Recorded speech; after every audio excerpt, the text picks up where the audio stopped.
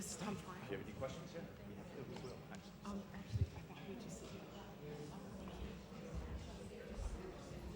and that way the cameras can get you, and the audience will be able to hear you. Just lean into the mic, and with your height, just adjust. All right. Good evening, everybody. I'm Tom Tryon, opinion editor of the Herald-Tribute, and welcome to our Hot Topics Forum on Zika.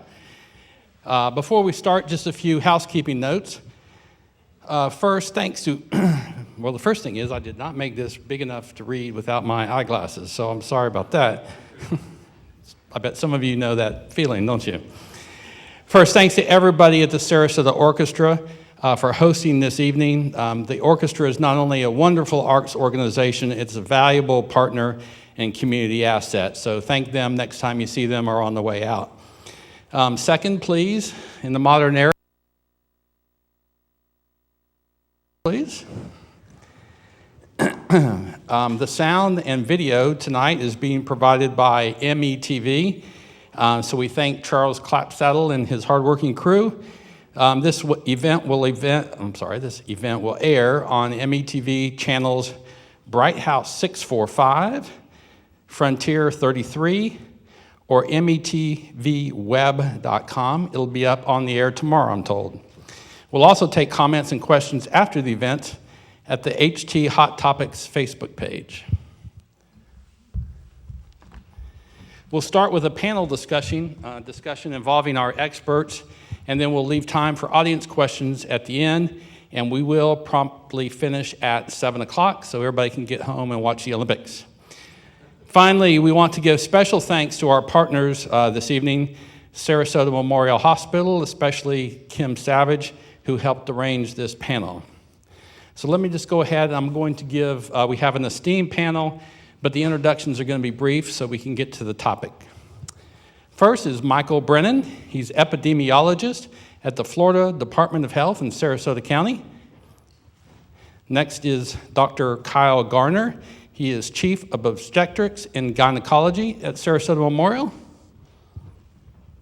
Matthew Smith is the now popular Director of Sarasota County Mosquito Management. And finally, but not last, is Dr. Vilma Vega. She's an infectious disease specialist and Chief Medical Officer for the Community AIDS Network in Florida. Please welcome them.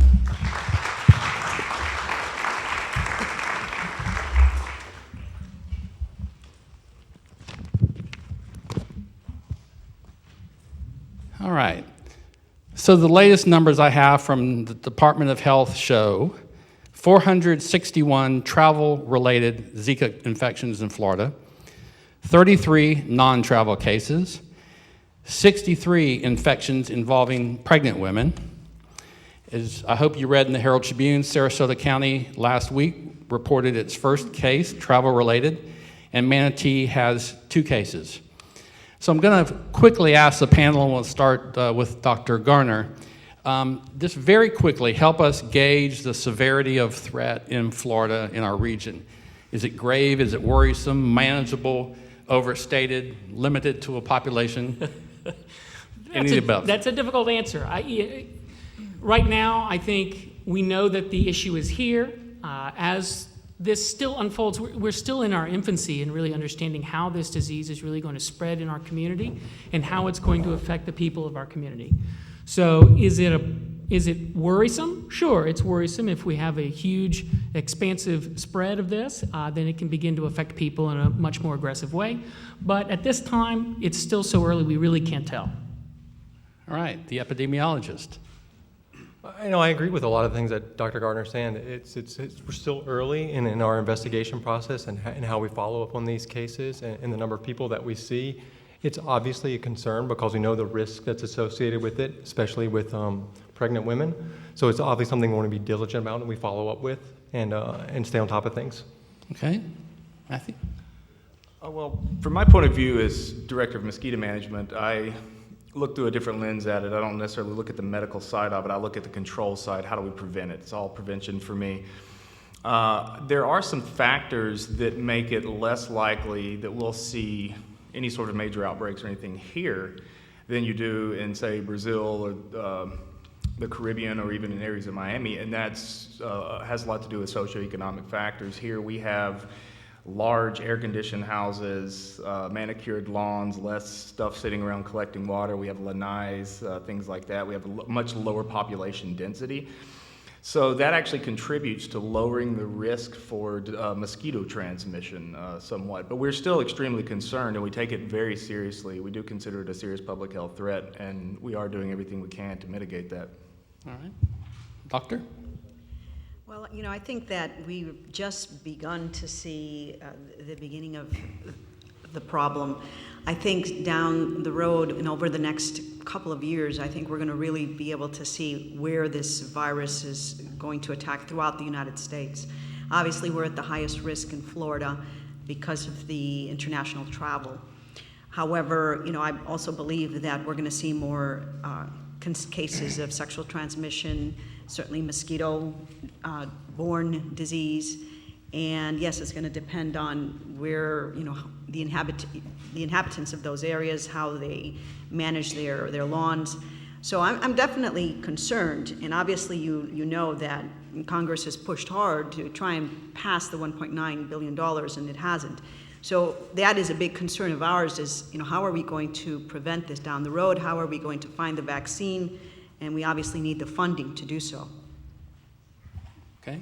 So for the two doctors, who is at most risk of contracting Zika? Well, everyone is at risk for contracting it in some form or another. Both men and women can be affected, and it's both equally spread in both population. But the real concern is that for pregnant women, in non-pregnant women, the virus is generally a mild illness with a fever, they get conjunctivitis, they get a itchy rash, and may have kind of the typical flu-like symptoms. But in pregnant women, this is what's really concerning because the virus itself can affect the unborn fetus and cause serious malformations, primarily in the brain, with the development of something called microcephaly, as well as the development of other learning disabilities, ocular, hearing issues, motor coordination problems, and that's where we're really concerned about it because that's the population that's most affected by the disease. So if I think I have Zika, if I get bit by a mosquito and start feeling those symptoms, what do I do? Well, if the concern is that you come down with symptoms that might be consistent sometimes with any other virus, the fevers, the chills, the joint pains, the rashes, and for one reason or another you are concerned that you might have been exposed to Zika, then at that point in time, number one, it's notifying your primary care physician. And these primary care physicians have specific guidelines from the CDC as to what lab testing needs to be done, where it needs to be sent. And then, dependent on how much risk you are, there's a specific questionnaire. Are you at risk? Have you traveled? Have you been around someone who has traveled into these areas where Zika is more prevalent? And if that's the case, then you will be monitored even more closely. If I'm not mistaken, Mr. Drennan, you would know a lot more regarding the epidemiology aspect from the health department. But that's what we do as clinicians in your local neighborhood. We would be making sure your questionnaires are done. Are you at risk? And if so, we do send appropriate lab testing. And from there, we decide as to what further needs to be done for follow-up. Okay, so suppose I'm, 57-year-old man, not intending to have children. What are you going to do for me, either of the doctors, if I have the disease, the virus? What are you going to do? Well, and it depends. There's some 57-year-olds who are actually busily trying to perhaps have children, so we never know who their partner is. The obvious is that, yes, we need to be monitoring the concern for sexual transmission.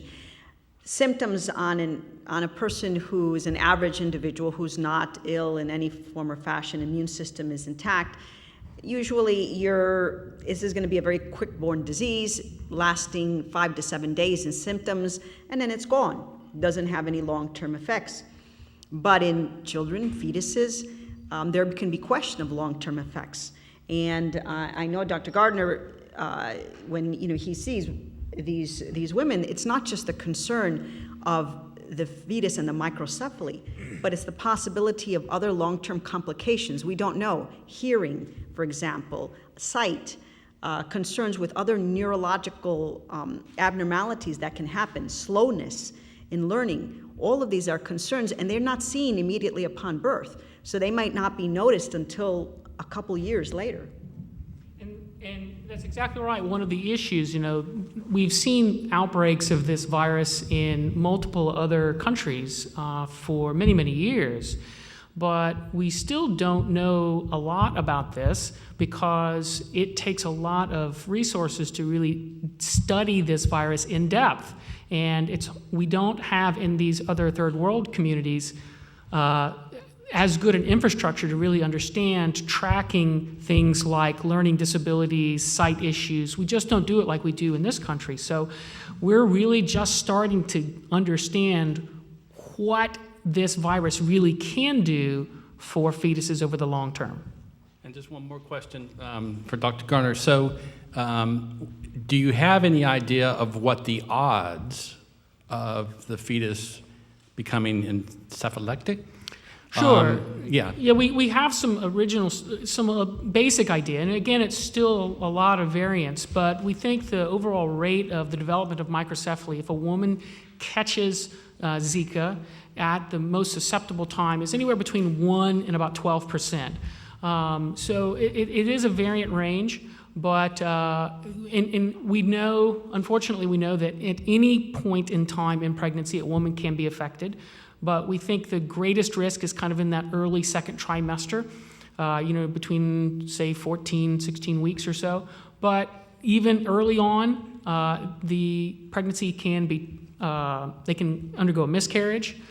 Later on, even in the late third trimester, we've seen infants develop the problems with eye issues, learning issues, and microcalcifications in the brain that then translate to all of these other worries. So it's still a process and evolution as we understand this. And actually, the last question before we turn to Michael. So if a pregnant woman comes to you, or I'm sorry, if a woman comes to you and she's been infected with the virus, how long, what do you tell her to do, and how long does she need to wait?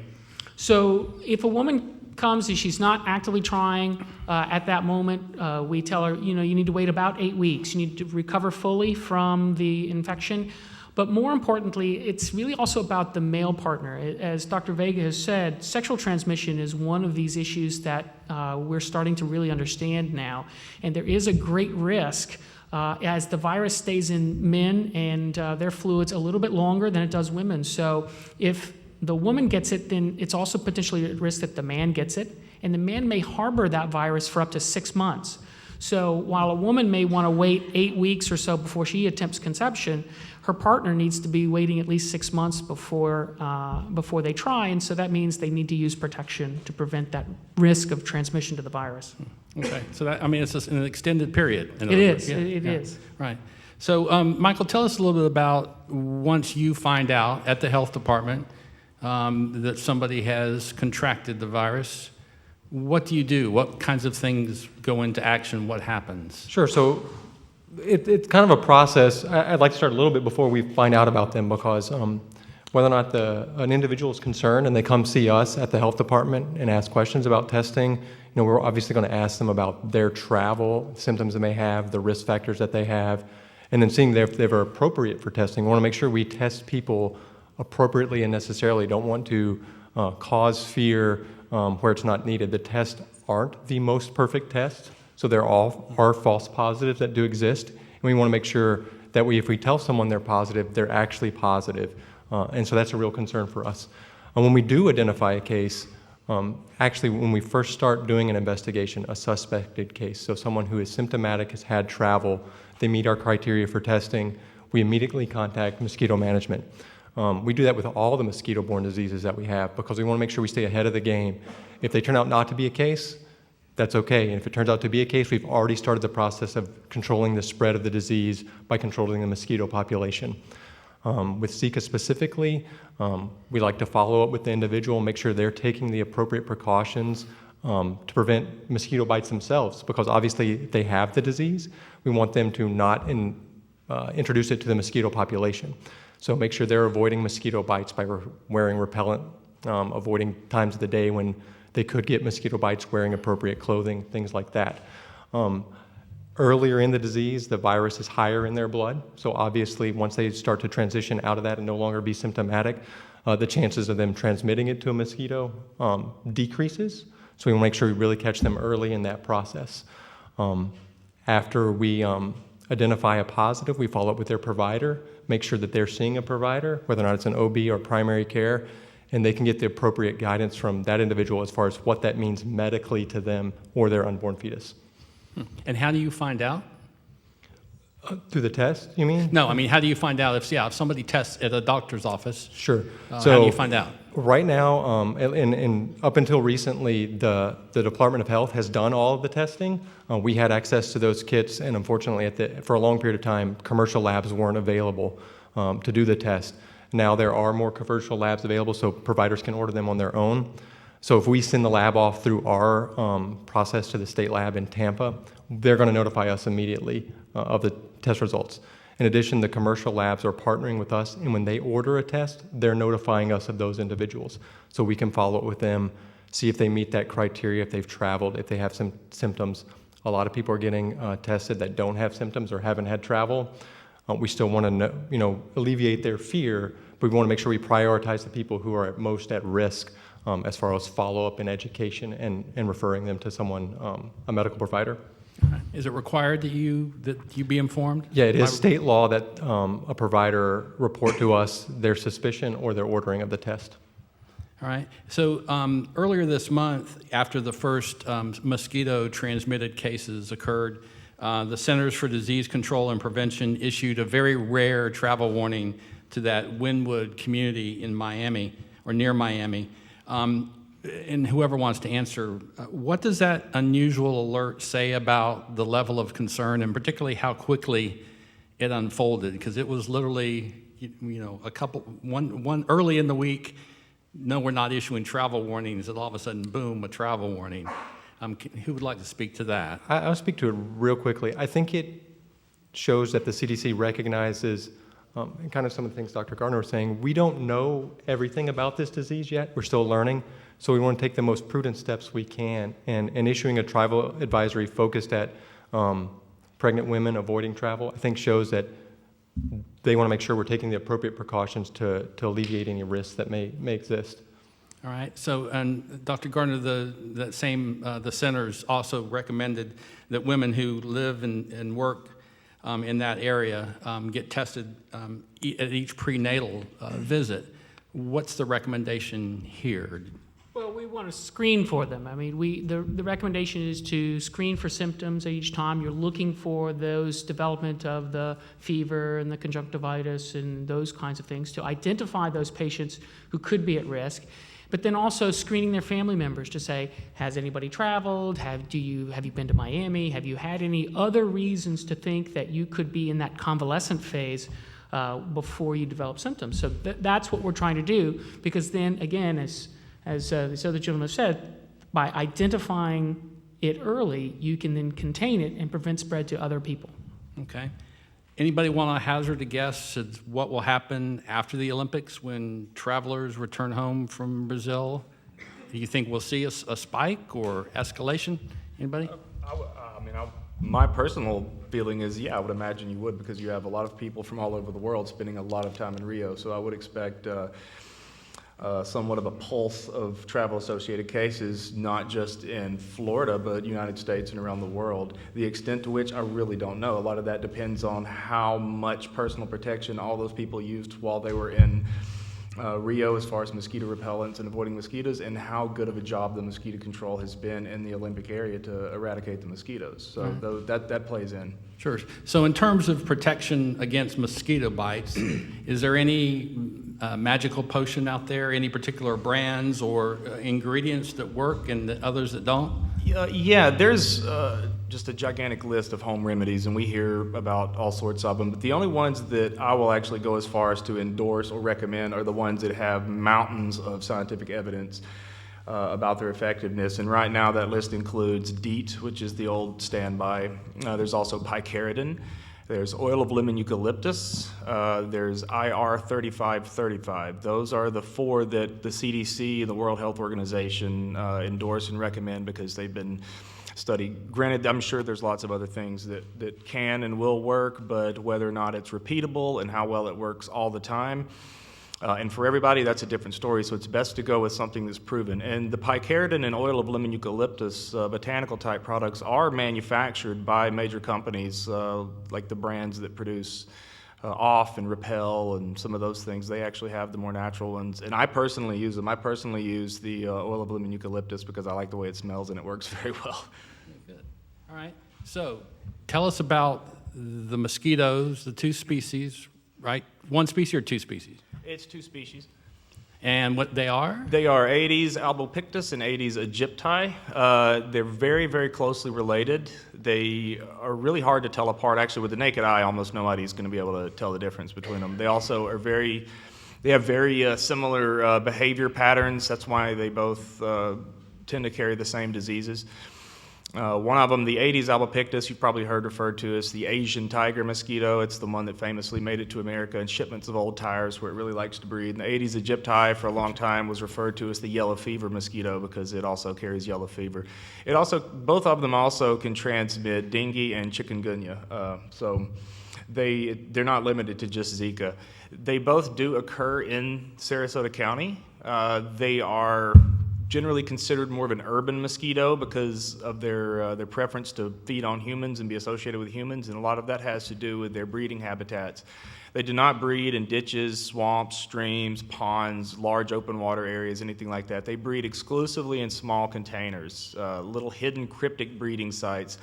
One of the biggest offenders that a lot of people don't like hearing me talk about, those bromeliads. Those plants are notorious for breeding specifically a couple of different species, but some of which are Aedes aegypti and Aedes albopictus. But anything that holds as much as a little cap of water, that much water that goes in a cap right there, as long as it holds it for 4 or 5 days, they can breed in it. But they prefer things like the bromeliads or the little saucers at the base of flower pots, tarps that you've tried to cover something with that get the wrinkles and make little recesses that hold water, anything like that. The good news is those types of breeding sites are pretty much only associated with humans because we're the ones that plant these tropical bromeliads or leave a lot of trash laying around. So that actually makes control of Aedes aegypti mosquitoes extremely easy if you can get enough people involved. It's one of those things where I don't know of a single mosquito control agency in this state that has the manpower to go yard to yard and check everyone's house in their district and get rid of all their containers. So it actually becomes a public issue. That's one of the things that we do, that we stress the most is that if people are really concerned about Zika, I tell them, you don't need to be scared, you don't need to be frightened, but there needs to be an appropriate level of concern, and that level of concern is just enough to make you go out and check your yard at least twice a week. So what do your colleagues do? I mean, literally, do they drive around and look for bromeliads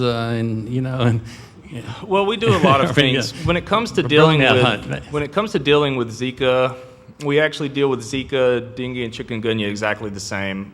We have a protocol that we've developed, and it's for dealing with all 3 of them because we're dealing not necessarily with the disease, but with the species that carry it. It's the same species.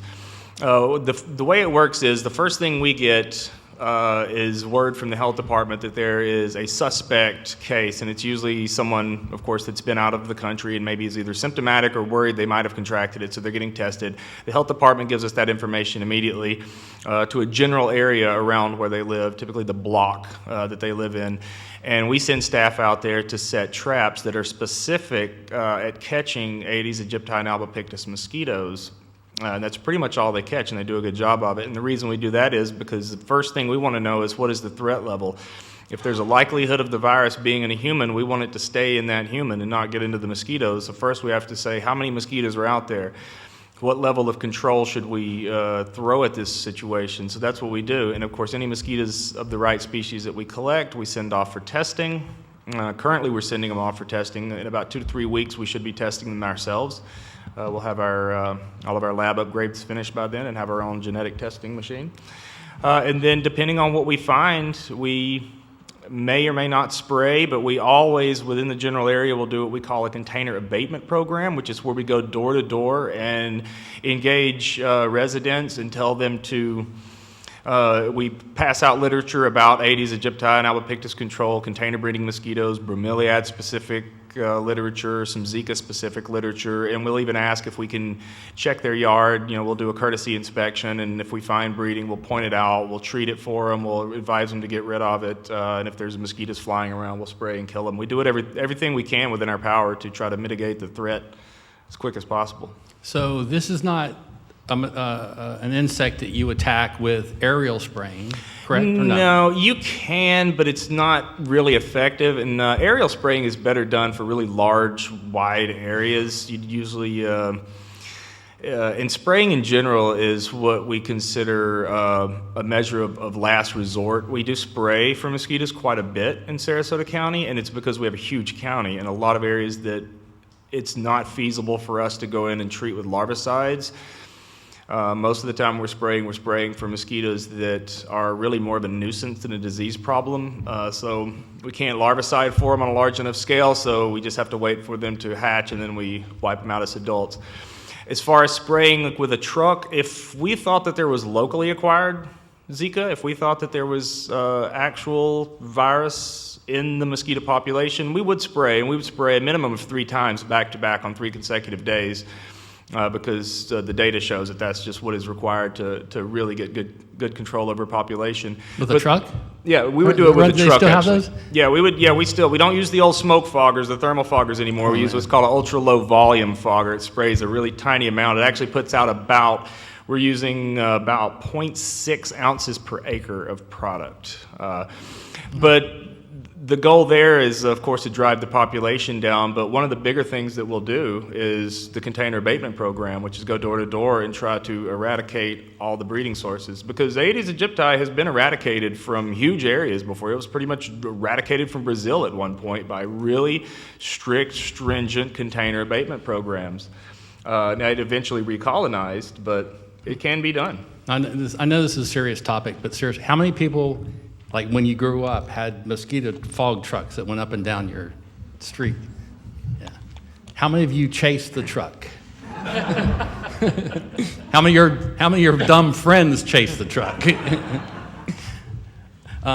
Okay, well that's good. So there were a couple odd things or off the wall things, perhaps. But we ran a guest column where somebody at the Luby Bat Conservatory in Gainesville was going to file a federal grant for bat roosting sites. And then there was also the idea that federal authorities have given approval to a plan down in Key West where they would release genetically modified mosquitoes.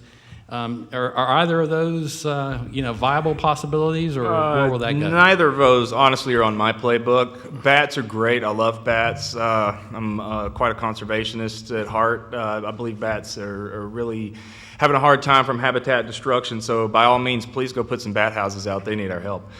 That being said, Aedes aegypti mosquitoes tend to hang pretty low to the ground. They like to bite your ankles, mostly because that's about as far away from a slapping hand as they can get. Bats are spatially separated up towards the top of your house, so there's a spatial separation that prevents bats from eating enough Aedes aegypti mosquitoes, in my opinion, to do really well. There's also the issue that it takes a lot of energy to fly. A bat is a mammal. It doesn't have quite the aerodynamics of a bird, so it takes a lot of energy. So it's running around or flying around chasing its food, and there's a lot bigger targets than mosquitoes. I always say, if you had to chase your McDonald's meal around, would you chase individual fries or would you go after the quarter pounder? You would go after the quarter pounder, bigger payoff. So that comes into play too. That being said, undoubtedly they eat some mosquitoes, and every single mosquito dead is adding to that, so I will not discourage the use of bats, but I don't plan on our district getting involved in putting out any bat programs or anything right now. We have a lot better, I think, more effective control measures that we're implementing. And what about the genetically engineered mosquitoes? Is that on the horizon at all? I have no plans on using those for several reasons. I think the science behind it is sound, but the problem that I see with those, at least in our area, I can see how those would work fine in certain areas, but we have more than just Aedes aegypti causing problems. We have about a 50-50 distribution of Aedes aegypti and albopictus. We also have 50-something other species, about 14 of those, which are species of concern. Many of them spread things like West Nile and St. Louis encephalitis and Eastern equine encephalitis. So if I spent hundreds of thousands of dollars to install a warehouse, raise male mosquitoes, and release them to target one species, now I can't spray for any of those other species. I can't control with larvicide for any of those other species because I'll be killing my $1 million mosquitoes, potentially. I mean, and that would be terrible. And then so that kind of also locks in my opinion, there's also the unintended consequence that if you get too large scale with genetically modified releases, then yeah, you're kind of beholden to that as your single control strategy, because you can no longer use control products because you'll be interfering with your primary strategy, your more expensive strategy. So the way I look at it, I have a lot of responsibilities as Director of Mosquito Management, one of which is to the environment. First and foremost is public health.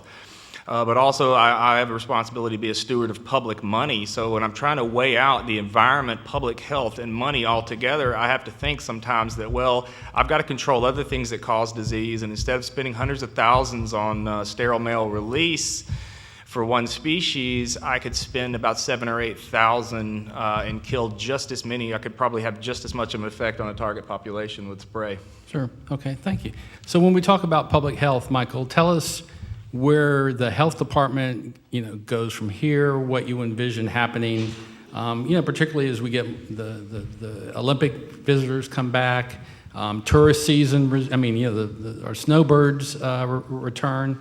Tell us a little bit about the strategies in terms of public health. So I think where we go from here is really to continue the strategies and steps that we're already using, make sure we're trying to identify those cases as they appear. Individuals that need to get tested or want to get tested, we're testing them, and we identify cases early and as they occur. One of the frustrating things about this disease is there are a lot of people that are asymptomatic, so that makes it even more important for us to identify the ones that are actually true cases, and we can work with mosquito management to control that. Obviously, with the one travel associated case, we make sure we educate that person, like I spoke about earlier.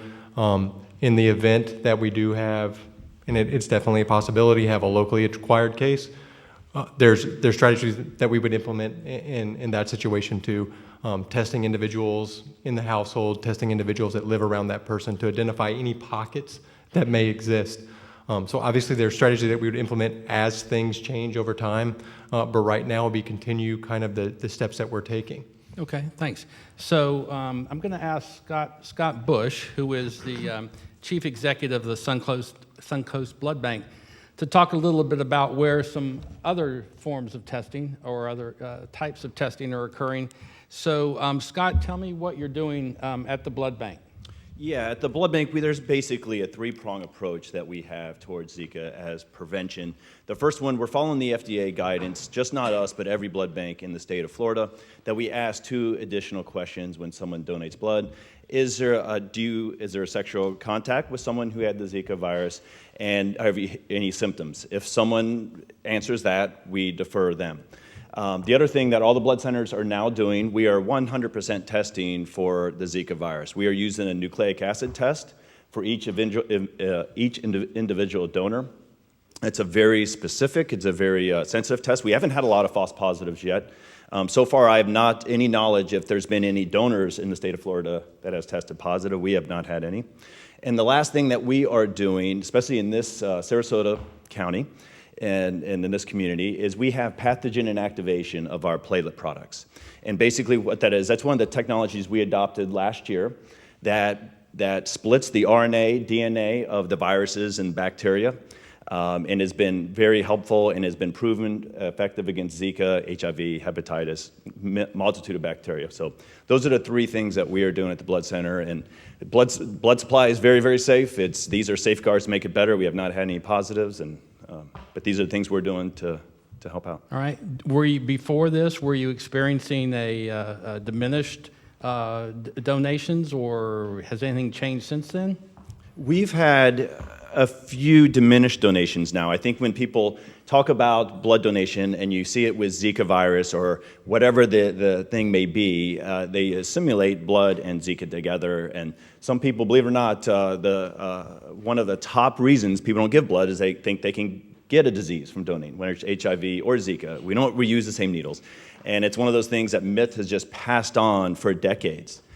So we have seen that donors drop off because of that. We've also seen donors drop off because this nucleic acid test is also, it's an IND. It's not approved, which is an investigative new drug through Roche Laboratories. It's not approved yet through the FDA except through this investigational research. So to become a donor now, you also have to consent to be in the research project. So if you were tested positive for it, that means you would have to come back as an obligation through this research to be tested again and to be confirmed and then back out again, as they are also gathering information of how long it's in your system and those kind of things. So we have donors say, I just tried to donate blood. I'm not part of research, so they don't donate. That's a few of them, not many. But. All right. And since it's a good cause, I'll let you make a pitch. You need what types the most? Oh, we need all types right now. So it's just, every type is needed. As you can see, there's a lot going on. Summer has always been a very tough time for blood centers and centers across the United States. We've been called from New Orleans and Louisiana lately. We couldn't help them out, but the flooding has severely affected them and others. But we have enough to supply our own community right now, but all types are always needed with us. Only 4% of the population donates, so that 4% makes up 100% of the blood supply. So people are always like, why are you guys always needing blood? Well, that's why. Only 4% donate. Well, good. Thanks for joining us tonight. Thank you. Thank you. Dr. Vega, the infectious disease specialist, can I get Zika from a blood transfusion? Not me specifically. Well, yeah. Right.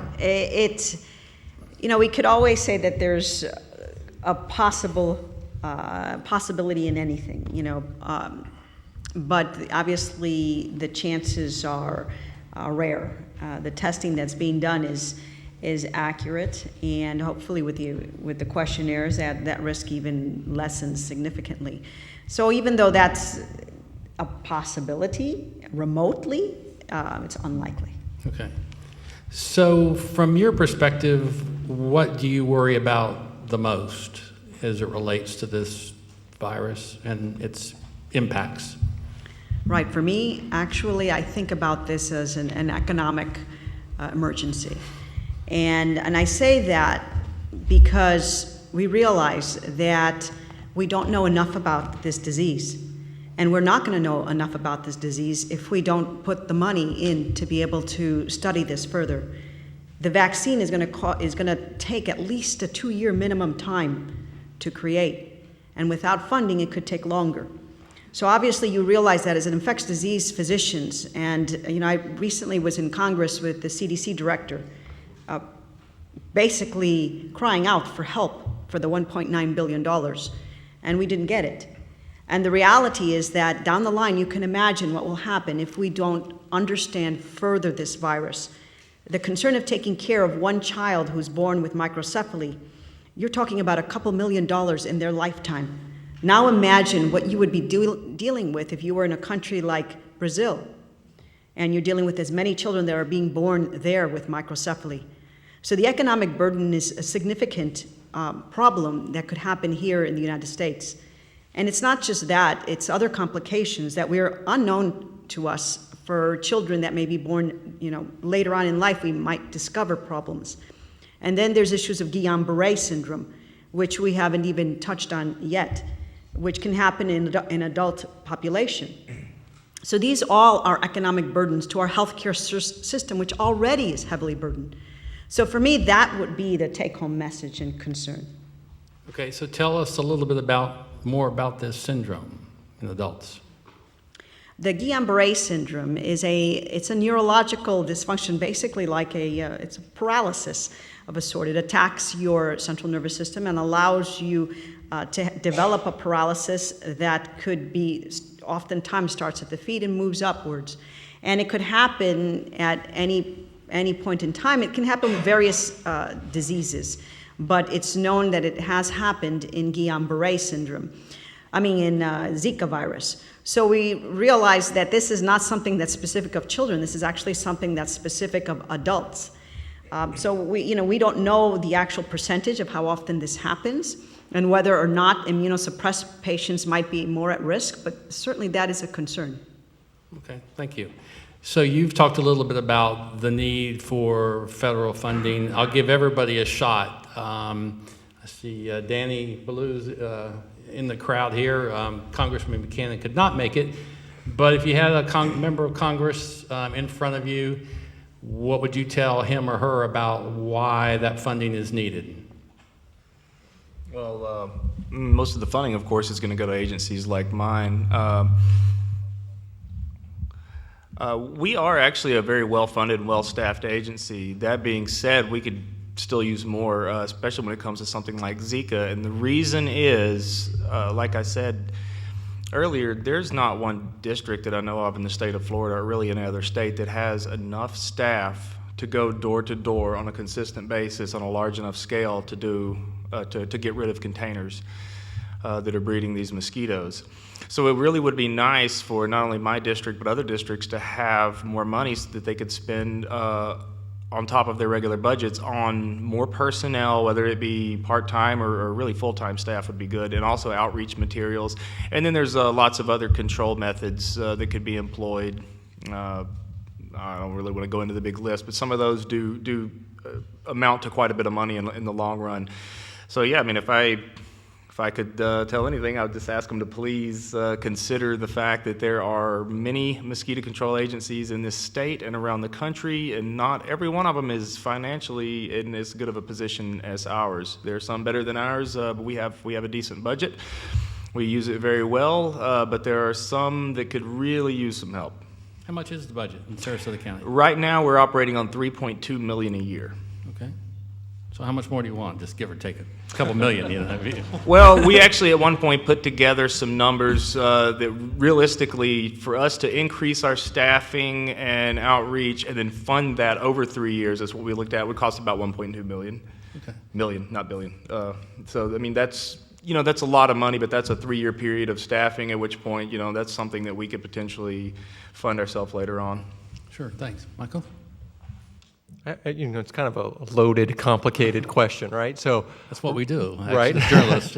Right now, with the challenges that Sarasota County faces and the number of tests that we do and the people we work with and the number of cases that we've identified, I say that we're well funded and have the capacity both with staff and resources to handle the challenges we have right now.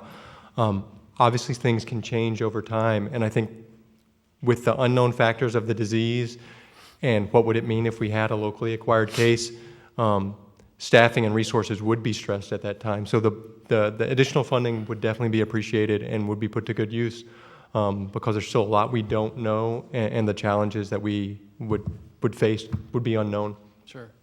Dr. Garner? Well, as you said, it is a loaded question. I mean, I don't think anybody up here would go, we're fine, don't worry about it.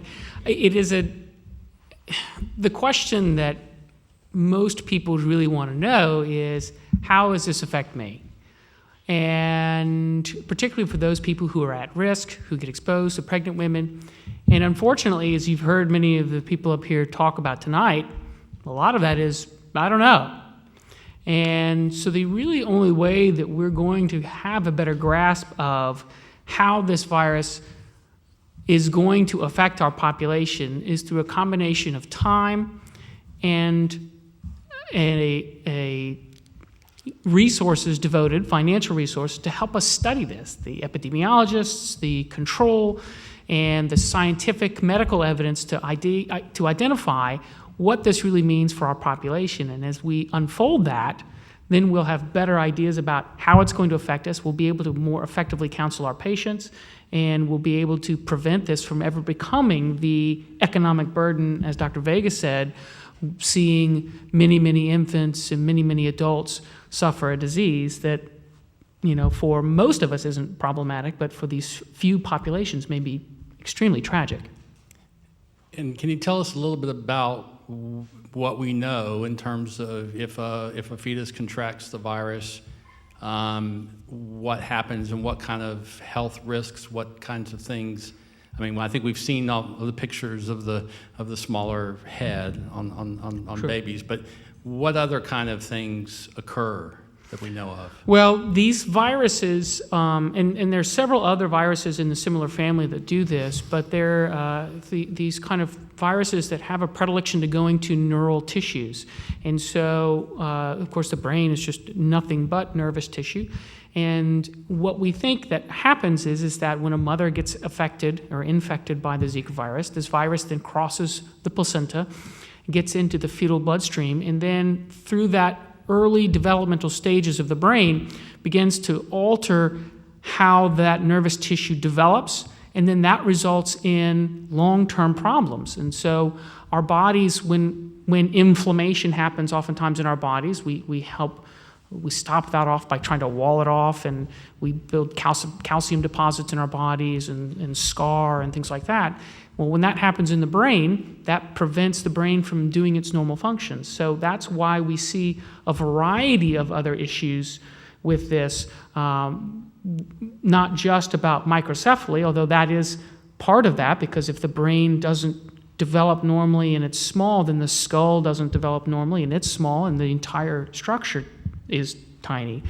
But we see these intracranial calcifications, we see the manifestation of learning disabilities, motor coordination problems, speech problems, swallowing difficulties. They all start to kind of spiral into this long, complicated issue.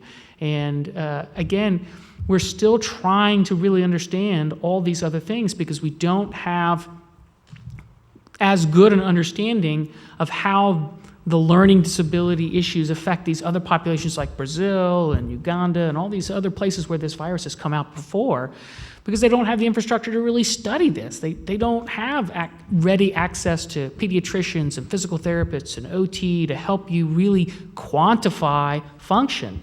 So we're still in the dark about so many of those things.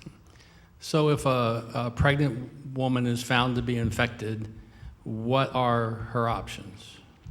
Well, if any?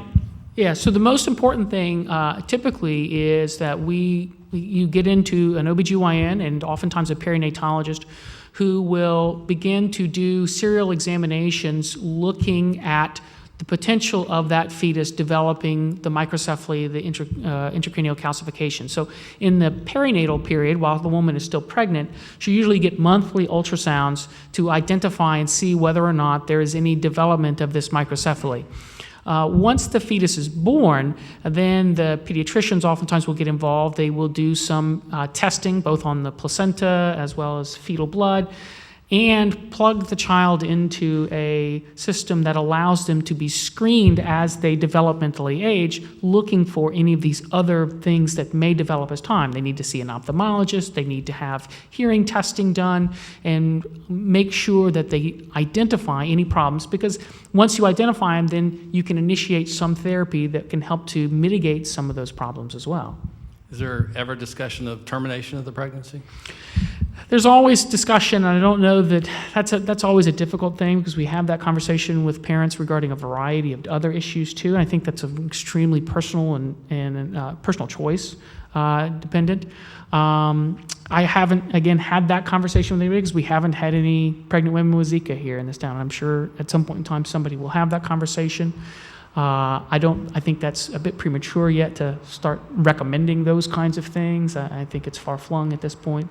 We'll just see. Okay, thanks.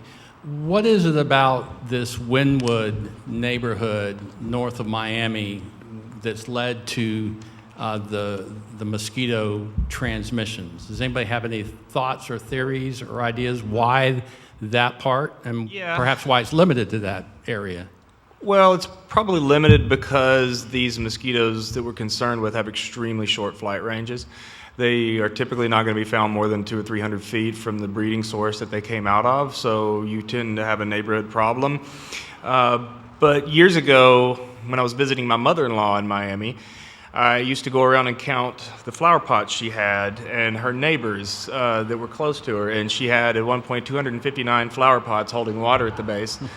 And the houses were, she was in southwest Miami, but the houses were so crammed together and there were always people outside because the weather, in my opinion, is typically always nice in Miami. So I remember thinking that, wow, if this is the kind of place you're going to see dengue or, you know, some of these other diseases turn into at least a limited outbreak, because you have what I was mentioning earlier, you have a huge population density because it's a major city, and you have a lot of rainfall, and there are tons of houses really close together with a lot of stuff in the yard, whether it's bromeliads or trash or buckets or whatever. You have higher vector populations, or, you know, causative mosquito populations. So that's basically what happened. You had someone that went to another country, they came back, they spent a lot of time outdoors, they were fed on by these mosquitoes. And another curious thing about the Aedes aegypti behavior pattern is they're real skittish. They tend to interrupt feeding really quickly, and like I mentioned, they like to bite you as low or far away from your hands as possible, and they actually really enjoy going to multiple hosts.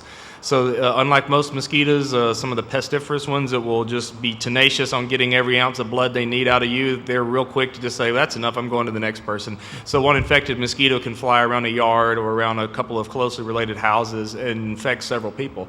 So, and that's what you have in Miami. You have those conditions, and you have exactly what me and all my other colleagues in mosquito management predicted, was the first locally acquired cases will be in Miami. Huh. So we hear the rain, so you can go ahead and give your pitch for everybody to go home. Yeah. And do what? All your containers are now full of water. Yeah.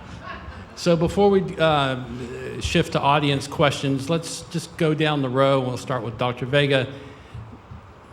The takeaway point, the most important thing you think for the folks here and for the public to know about this is what, ma'am?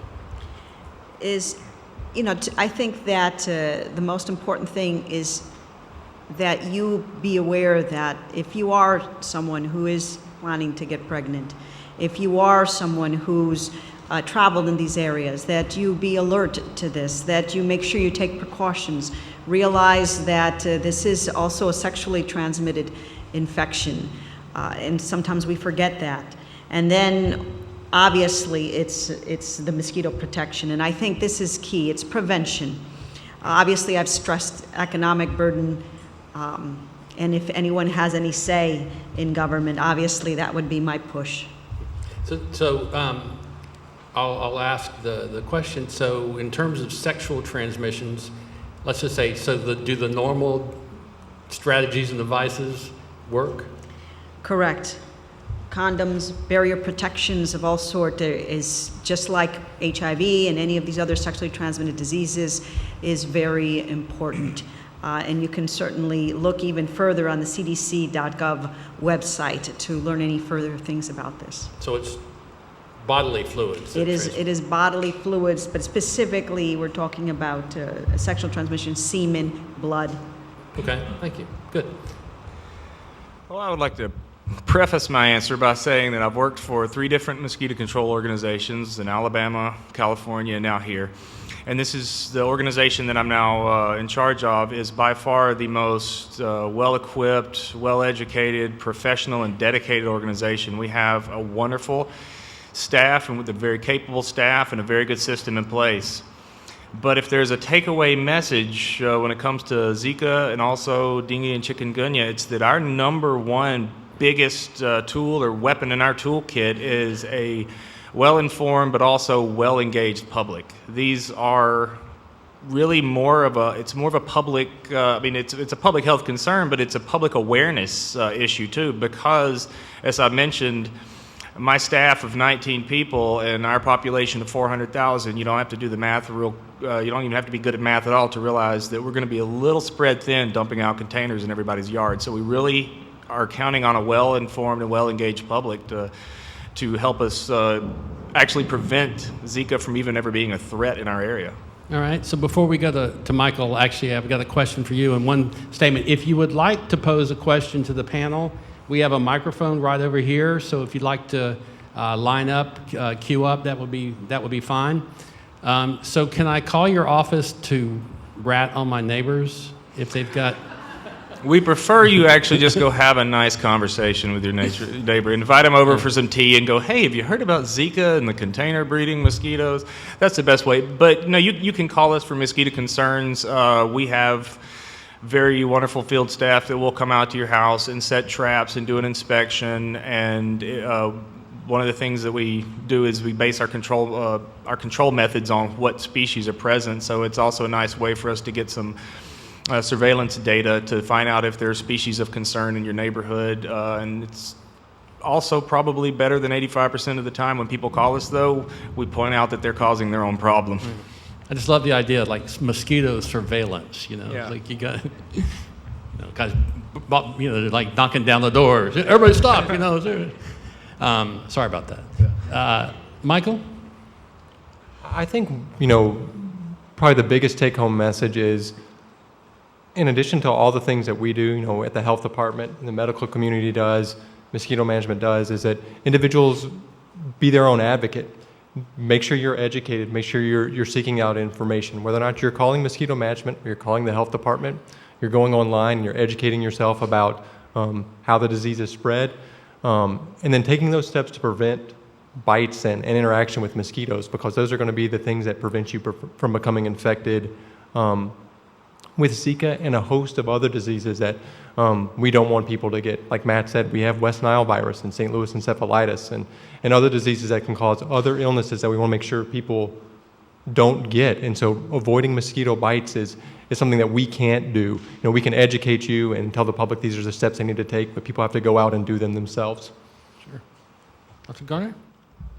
Well, I think the first is don't panic. Again, there are a lot of things out there, and as these other panelists have all said, the most important thing is to be aware of your surroundings, to be aware of places that may potentiate the breeding grounds, how to prevent it. There are things that we can do to control this, and if you do those simple things, you will dramatically reduce the chance of you getting this, having it affect you or any of your family members, as well as preventing it from being passed to somebody else. That being said, I also would kind of second what Dr. Vega says, is that one of the things that does scare us to a small degree is the risk of sexual transmission, that we really need to recognize that this is another vector or another way that this ends up getting passed on from person to person. And so couples and families who are thinking about conceiving, they really need to understand that both the man and the woman really play a role in screening for Zika, and where the man goes and what he does may end up coming back to affect the woman. So they need to make sure that they're doing the protection if they are at risk for catching this virus. All right, great. What's just real quick, the phone number from mosquito management? 861-5000. 861-5000. You have to ask for mosquito management. Yeah, there's 861-5000 is the main line to the county call center, and they'll direct you to mosquito management. We also have a Facebook page. You can just look us up. It's Sarasota County Mosquito Management. We have lots of information on there, and we also have regular links to our public map. We actually have a public page where you don't even have to call anymore. You can go in through our website or through Facebook and enter service requests online, and we'll have a technician out there within, sometimes as quickly as 1 day, but definitely within 3 days. Okay. And the health department, best way to contact?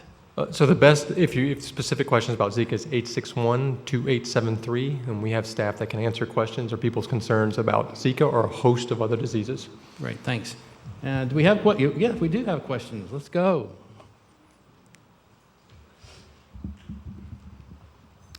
Hi, everybody. Can you hear me?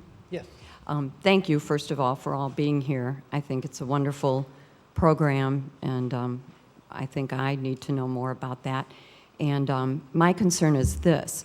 I'm a resident, full-time resident of Bradenton, and my daughter, who lives in Chicago, is coming down with her fiance in October to get married down here.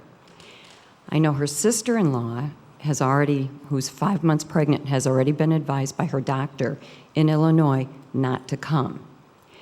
And my daughter, who's 30, her friends are of childbearing age, and she's afraid that they will be told not to come because they are of childbearing age, and some have children, some might be pregnant or thinking about getting pregnant. She's worried. So any advice? Sure. I told her I would come to this forum and let her know. So, You know, not surprisingly, that's a question we get called and asked a lot in situations just like you're describing, family members who have childbearing people who are thinking about coming. And our advice to them is, in Sarasota County, we do not have local transmission. And we have had one travel-associated case, and under no circumstances should that keep someone from traveling here. It's completely safe to travel here. With that being said, we educate everyone on the importance of wearing mosquito repellent and avoiding mosquito bites while they're here. As I said, Zika is not the only disease that we're worried about. And we tell people that if they call and ask questions about travel regardless. So I would say it's safe for your daughter and her friends to come to Sarasota County. That's no issue. pardon me, the resort where she's getting married has probably all those bromeliads, et cetera, and they're getting married on the beach, obviously much bigger body of water there, but how are those sites doing anything, those venues doing anything to more than, any others, or? We certainly hope so. We have been trying to get outreach information as far and wide as we can. There, like I said, is a limit to what we can do. And really there's a limit to our enforcement powers. We don't have any sort of authority to just go to a resort and say, you've got to treat this or get rid of all your bromeliads or anything like that. That being said, we do encourage people that are traveling here and are worried about traveling here to call us, and especially if they're going to be at a residence or something like that, we will definitely come to that area, do trapping, do a search around the house. If we find anything, we'll spray for mosquitoes. And also, if you call and tell us which resort they're going to be at, I have no problem with sending a technician to make contact with that resort, and at the very least provide them some outreach material on Zika and bromeliads, container species, all that kind of stuff, and ask them that they, we'll also look at the grounds and tell them, what the threat level is, and ask them to do something about it. And finally, my last question. I'm relatively new, but a full-time resident of Bradenton. Do the mosquitoes abate at a certain time during the year? Not really here. We see a lull in activity because the winters here, of course, are so nice. Everybody comes here for the winters. It's really more that the days are shorter in the winter, so you see a less mosquito activity, but there are species that are active year-round in Florida. And you said you live in Bradenton. So my counterpart over there, Mark Latham, he runs a really good program there, Manatee County Mosquito Control. So give them a call if you have any issues going on over there. They have a wonderful organization. Okay. Thank you. The weddings in Sarasota County. Okay, yeah. So Thank you. definitely And everybody's invited, so. Yeah. It's late October. Yeah. I hope it's okay. All right. Yeah, but you're going to want to Thank make you. sure things are safe there and at your home. So. Okay. Thank you very Thank much. you, ma'am. Yes, sir. Hello. First of all, thank you for doing this panel here. I don't have a question as much as an announcement, you might say. I'm CEO of a company that makes a natural mosquito control product right here in Sarasota. And this is something different than most mosquito products. And Mr. Smith's department does an excellent job, but we believe in using every tool available. So what we make is a little product called EverSafe. Add water, hang it up, and in a 100-foot radius, the mosquitoes stop biting for a week. So it's just another tool in the arsenal. We just want to make people aware that we exist. It's available at Home Depot in the area. If we can keep it on the shelves, it's selling pretty quickly. All right. I don't mean to And make a the commercial fellow with the bright green thing shirt here, will but be at the end of the door on the way out. yeah, there you go. Great. I just wanted to make that announcement. All right. Thank you very much. Thank you. All right. Got a question coming up? I'd like to say I've got some of those now. One of your representatives came by the district the other day and dropped some of those off, some samples and some of the data. I asked for the data on those, so I was looking at that. It looked really good. Thank you. All right. Yes, sir. Question, please. Good afternoon. This question is first for Mr. Matthew Smith. The mosquito that we're dealing with is basically a freshwater mosquito? Correct. They don't like very saline environments at all. As a matter of fact, when I was working in Mobile, Alabama, we had a huge problem with discarded tires, and that's where they like to breed. And we were on a tighter budget there than we are here, so we found the way to treat old tires was to put salt in them, because the salt doesn't dissipate, it's non-toxic, it just creates a saline environment that they wouldn't breathe in. So you don't really kill them, you'd kill any larvae that were in there, but what we did was we just rendered a tire pile no longer a hospitable breeding environment just by creating a saline environment. So if I go into a deep mangrove, I don't have to worry about the mosquito. No, if you go into a mangrove, you're going to get bit by either what's called Aedes tenirhynchus or Aedes sollicitans, and you'll know if they're there because they're usually in high numbers and they're very aggressive. The good thing about them is they're not disease carriers. They're just... I've had the pleasure of being hit by both. Yeah, me too. I get introduced So much to fun. Yeah. One more question. Yes. In the area of Bay Ridge, the extension that goes from 75 all the way to it's about 1.4 miles, we have replaced about around 200,000 square feet by 16 some type of water holding ponds. How are these ponds, water retaining ponds, going to be treated so we don't get a lot of mosquitoes breeding there? We stock those with fish. We have, since I've started here, we've started an aquaculture system, so we actually raise native mosquito fish, they're Gambusia holbrooki, they're little wild guppies, basically live-bearing fish. And what we do is whenever we find the newly developed stormwater conveyances like that, first, those won't breed Aedes aegypti or albopictus. They won't breed any of the vector species we've been talking about. But that's what we do is we'll go introduce several thousand fish into it, and then within a few months, there'll be many more thousand fish. They breed very well. So basically, I want them to have water. Okay. Yeah, so usually in these stormwater conveyance areas, and if it's one that's only intermittently wet, we have certain control products that are biological control products that we can put down, and they're just inert when they're dry, and then when it rains and it floods, it controls mosquitoes as long as it's wet. So we try to pre-treat those. All right. Thank you very much. All right, thank you. All right, next question, please. I don't know if I can reach this. I don't think I can. Oh, okay. Thank you. There you go. Okay, thank you. I'm an independent missionary, and I just returned after a couple of months in the Amazonas in Peru. And almost every single household had what we used to say mongoloid child. And I was told that this was due to the older women having children there. Is it possible that could be Zika? Well, and thank you for being a missionary. I actually do mission work around the world for the last 12 years. And I recently, within the year, had come back from the Dominican Republic, which is one of the countries which has quite a bit of Zika, and saw many people that actually said they were affected with Zika. The reality is we don't know. And you'll see this in all these countries, especially in areas like Uganda, where this Zika originally started. And so it could be very possible, but unfortunately, since there has really not been clear testing in all of these cases, we're never going to really know. Okay. Could it be possible that it could be something else, some other virus, some other infection, also possible. Right. So unfortunately, all we can say, yes, possibility, but there's not going to be a definitive manner of knowing. Okay. And I was in just this year also 5 months in Uganda, and I've lived there for 2.5 years. And so I know there are problems and all. My concern with this virus is how long can it stay in your system without you recognizing it? Okay, good question. Thank you. Because you can confuse it with malaria, which we all get when we're over there. Right. The virus itself doesn't stay in your system very long. Once you're infected, it usually lasts about 5 to 7 days, and the symptoms 5 to 7 days, and within a couple of weeks, you usually have to test for that blood.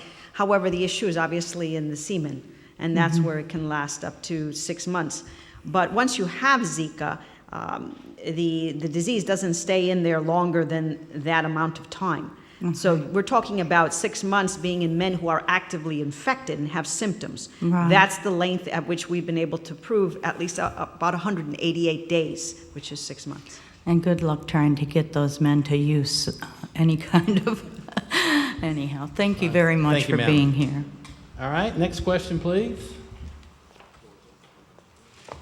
Thanks for being here. I think public education is probably the way to go with this.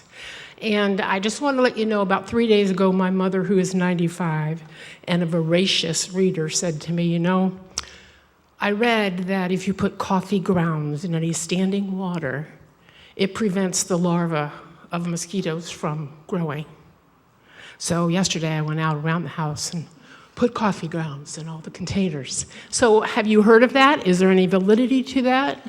I've heard of it, and I don't doubt it that it would work. Caffeine is probably not the best chemical for larval growth. It could also make really hyperactive mosquitoes. But you know, we don't ever. A lot of those things I don't pay a whole lot of attention to, because like I look at things, I guess, more on a large operational scale, and it's not something that, you know, is feasible for me to use. And we actually, you know, I would have to see some studies and some data before I'd back it up, but I can see how it easily would work. But looking at the price of coffee, at least, you know, I like to drink some pretty good coffee. That would be a pretty expensive larvicide. Well, it's used coffee grounds, and I make coffee Yeah. every morning, so it's around the plants. Yeah. But if it's something that easy and that cheap, every homeowner could do it. Well, by all means, call sometime and let us know how it's going. Make sure that works. Okay. All right, thank you, ma'am. That's a good one. Yes. Thank you. I'm wondering how far a homeowners association can go in requiring the people that live there to, you know, maintain their area in a proper way. That's a good question. Thank you.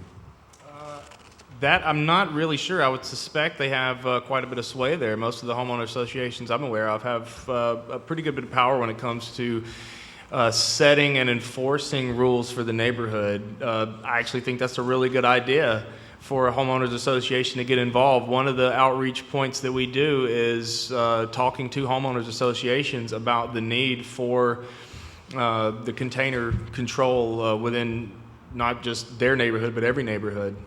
But as far as the actual rules, it's really more of a real estate law thing. I'm a biologist, so I get a little lost there. Okay. But no, that's a good question. Thank you. Can you just repeat what the 4 major mosquito repellents were? One was DEET, one was it oil of eucalyptus? Oil of lemon eucalyptus. Oh, lemon eucalyptus, okay. And then there's another one called picaridin, Picaridin. And the last one is one that you don't see a lot in this country, but it's used around the world, is IR3535. I think it's like it's the one the World Health Organization uses and distributes in a lot of countries. Okay. You said if I had the virus and then a mosquito bites me, that mosquito becomes available to pass it on. Does it have to be a Zika type mosquito, or can any mosquito carry the Zika virus? No. Certain specific mosquitoes carry specific diseases for various reasons. Some of them, there are some species that certain viruses just cannot penetrate into their salivary glands so that they can inject it into your body. Other ones, that's where the virus goes and replicates in the salivary gland. So that's why those species are that way, because there's thousands of species. We have close to 60 species of mosquito in this area. And luckily, only a handful of them are able to harbor any virus as a concern for us. So some of them could pass it on, you're saying? Yeah, well, there's 2 species we know of for sure that are very closely related that can transmit Zika. Okay. All right. If we can just let everybody else do one, we can let everybody else get through. But thank you. And they'll be around. You can corner them. Good evening.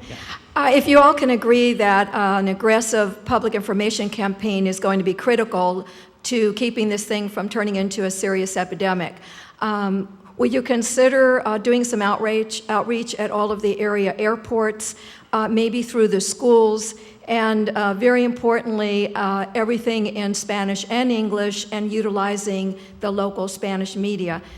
As we know, countries like Puerto Rico, Cuba, The Caribbean, as we know, are probably the primary places, and I would just encourage you to conduct panels or have subtitles put onto this production tonight, and really do a grassroots effort. Will you consider those ideas? Yeah, we actually already are. I work very closely with the health department. They have a Zika incident management team that's actually been activated, and we meet regularly.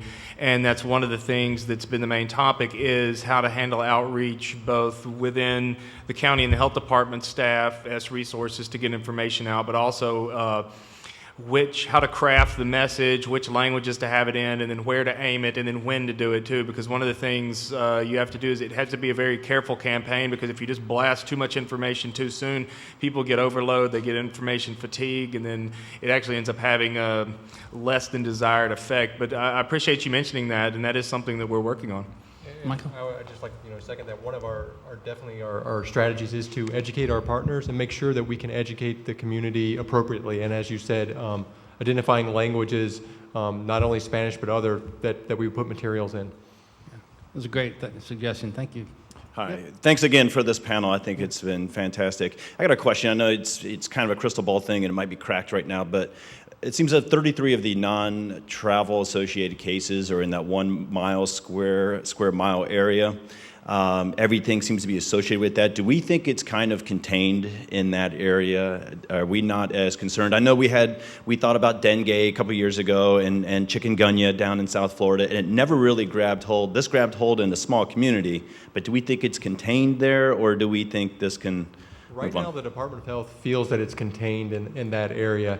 And one of the things that kind of separate this from dengue and chikungunya is obviously our concern because of the health to unborn fetus. So our monitoring and our response was much more accelerated.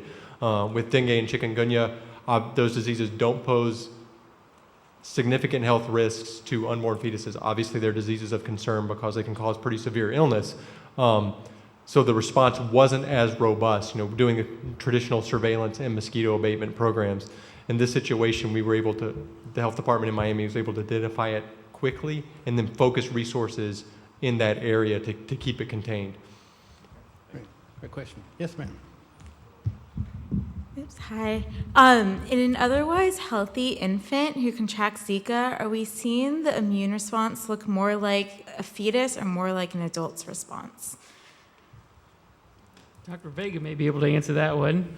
I'm sorry, in an infant? In an infant, so maybe under a year old who contracts Zika, are we seeing the immune system act more like the fetus where it's overwhelmed and causes problems, or more like an adult who's able to kind of handle it because they're otherwise healthy?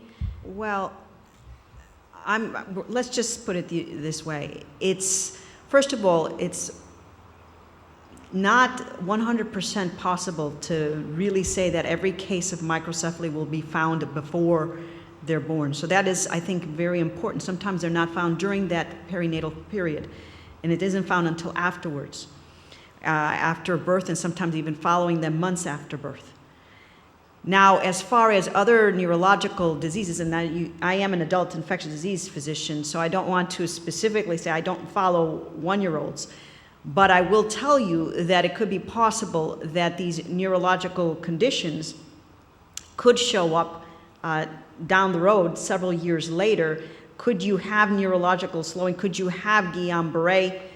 Could you have any of these things? Is possible in a 1-year-old. There's no way to tell you. They're not going to have, if they contract the disease at 1 year of age and not in the uterus, they're not going to have microcephaly. But they still could have other neurological conditions. Even things that might mimic autism-type symptomatology. Okay, thank you. All right, great question. Yes, ma'am, next. Good evening. First of all, I'd like to second the lady who mentioned the issue of needing to make sure to work with the press, the Hispanic Latino press, to get the word out. We have too many folks out there who don't necessarily get to hear the message. That's really important. Secondly, I hear a lot about the fact that we don't know enough, and for very good reasons. The funding hasn't been there, et cetera, et cetera. And we hear a lot about the issues that have to do with pregnant ladies and fetuses.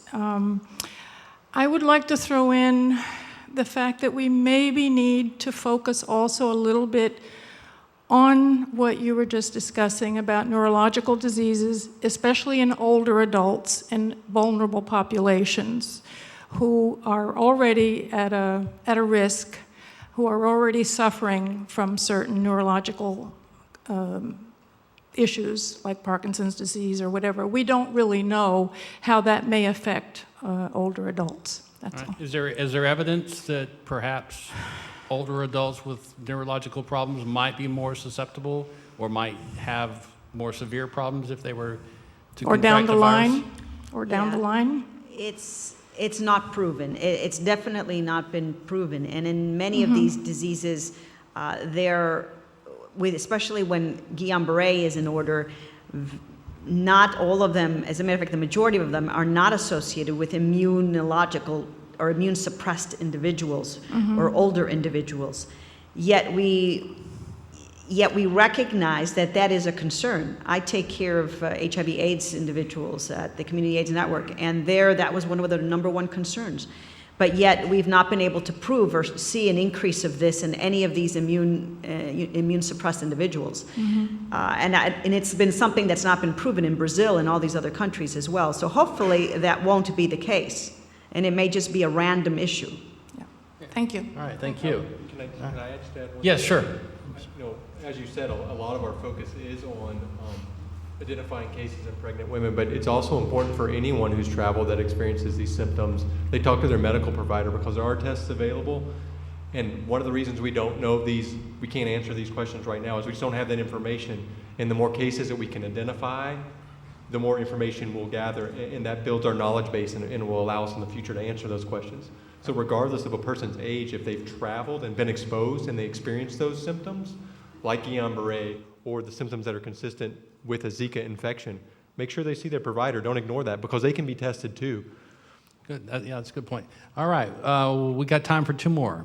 Good evening. Thanks again for coming tonight. Your expertise and your education has been outstanding. I appreciate that. And thank you all for coming because, as I've said, the key to this whole thing is educating our community and doing things that we can do to protect it.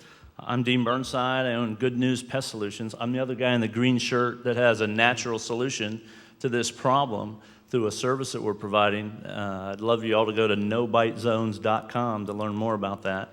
But I have a question about the bromeliad situation. Everything else we've talked about, tires and potted plant thing, can be solved easily by picking them up and pouring them out. What about the bromeliads? How do you literally recommend people solve what's going to happen tonight when we get home and our bromeliads are full of water? What do you do with it? Thank you. There's a lot of products you can buy to treat them yourself, too, that you can get on Amazon that work really well. There's one that's it's usually referred to as mosquito bits, and I believe that's the name of the product. And it's a bacteriological protein called BTI that it's pretty much harmless for everything except mosquito larvae. And you just sprinkle those in the bromeliads periodically, once every other week. And there's also a product called Alticid Pro G that you can buy now without licenses or anything. And it's just charcoal granules impregnated with an insect growth regulating hormone. And that lasts even longer. That typically lasts 4 to 5 weeks. So you sprinkle that in there. I mean, there's some other ways to do it, like flushing them heavily with water to try to flush them out, but that's not always a guarantee. So what we typically tell people is you have 3 choices. If you have bromeliads, start treating them with some sort of larvicide product on a regular basis. I have to have a license to buy Altracid, by the way. Go ahead. And then we tell them, or you can get rid of them, or you can enjoy your mosquitoes. Right. So getting rid of them is one of your options, right? That's an option, yeah. Great. All right, next one. You can help us get out on time. Thank you. Well, thank you for coming, of course. But I've been listening, and you must forgive me because I'm not very medically astute, but I understand that women can keep and transmit the Zika virus for about 6 weeks, did I understand? And then men can contract or can pass it on for maybe 6 months. Is that correct?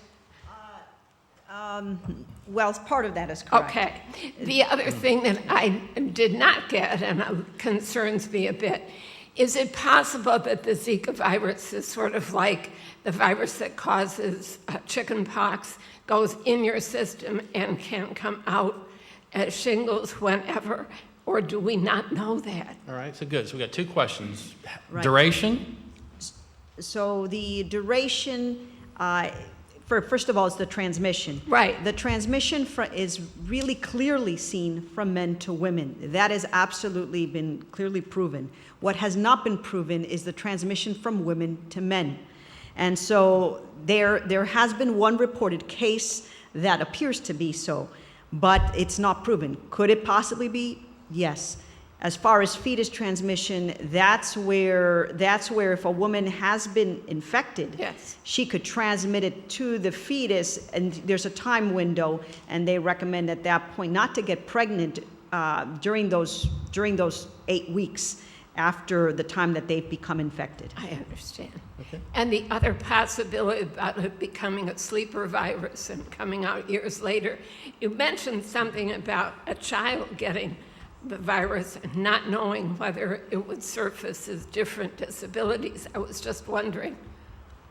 Yes, we have not seen that, and we know of in history with the other episodes in these various other countries. That has not been a noted consequence. Of course, Guillain-Barré syndrome and complications from Guillain-Barré could be an example of possible long-term complications. Well, it certainly is a tool in your toolkit to get funding for research. Thank you. Okay, if you promise to ask the question quickly, I'll let you pose it. So how close are we to seeing a vaccine for this? Perfect. I'd love your question.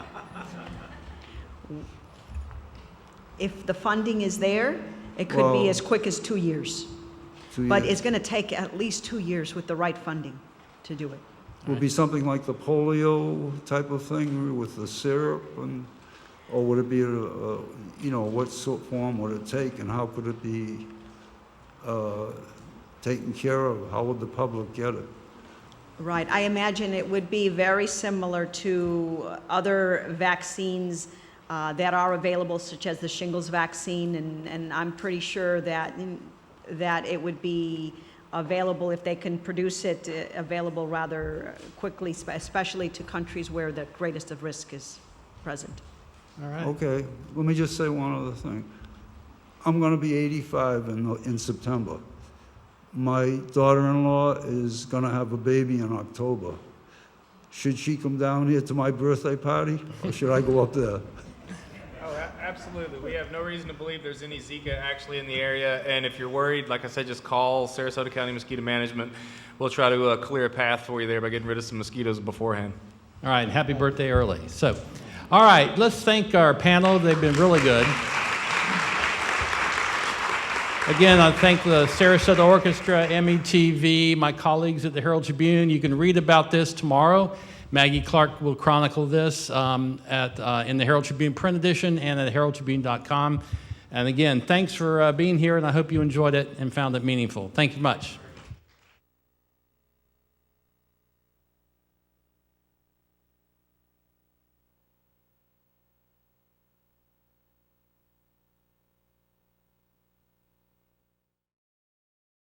Thank you.